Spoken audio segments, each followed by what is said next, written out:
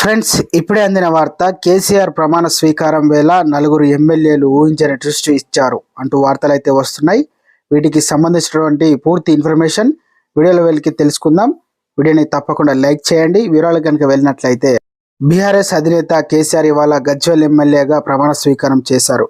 గురువారం మధ్యాహ్నం 12:45 కేసీఆర్ చేత స్పీకర్ గడ్డం ప్రసాద్ కుమార్ ప్రమాణం చేయించారు. ఈ కార్యక్రమానికి బీఆర్ఎస్ ఎమ్మెల్యేలు, ఎంపీలు, ఎమ్మెల్సీలు, మాజీ మంత్రులు, మాజీ ఎమ్మెల్యేతో పాటు పార్టీకి చెందిన పలువురు పెద్దలు హాజరయ్యారు. అయితే ఈ కార్యక్రమానికి 5గురు బీఆర్ఎస్ ఎమ్మెల్యేలు డుమ్మా కొట్టడం ఇక రాజకీయ వర్గాల్లో హాట్ టాపిక్ గా మారింది.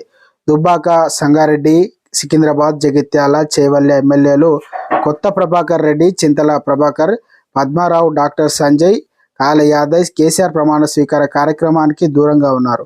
అయితే వీరిలో దుబ్బాక ఎమ్మెల్యే కొత్త ప్రభాకర్ రెడ్డి ఇటీవల సీఎం రేవంత్ రెడ్డిని కలిసిన విషయం అందరికీ తెలిసిందే. అయితే వీరంతా వ్యక్తిగత కారణాలతో ఈ కార్యక్రమానికి హాజరు కాలేకపోయారని, లేక ఏదైనా రాజకీయ కారణం ఉందా అనేది పొలిటికల్ సర్కిల్లో గుసగుసలు వినిపిస్తున్నాయన్నమాట. ప్రస్తుతం పార్లమెంట్ ఎన్నికలపై ప్రధాన పార్టీలు దృష్టి సారించాయి. బీఆర్ఎస్ను భూస్థాపితం చేస్తామని కాంగ్రెస్ ఘాటుగా రియాక్ట్ అవుతున్నారు. ఈ క్రమంలో బీఆర్ఎస్కు చెందిన పలువురు ఎమ్మెల్యేలు వరుసగా ముఖ్యమంత్రితో భేటీ అవుతుండడంతో గులాబీ పార్టీలో ఏం జరుగుతుందనే చర్చ జరుగుతుంది. త్వరలోనే పలువురు ఎమ్మెల్యేలు కారు దిగి చెయ్యి అందుకోవడం ఖాయమనే ఊహాగానాలు వినిపిస్తున్నాయి. ఇక వేళ పార్టీ సుప్రీం కేసీఆర్ ప్రమాణ స్వీకారానికి 5గురు ఎమ్మెల్యేలు గైహాజరు కావడానికి కొత్త చర్చకు దారితీసిందన్నమాట.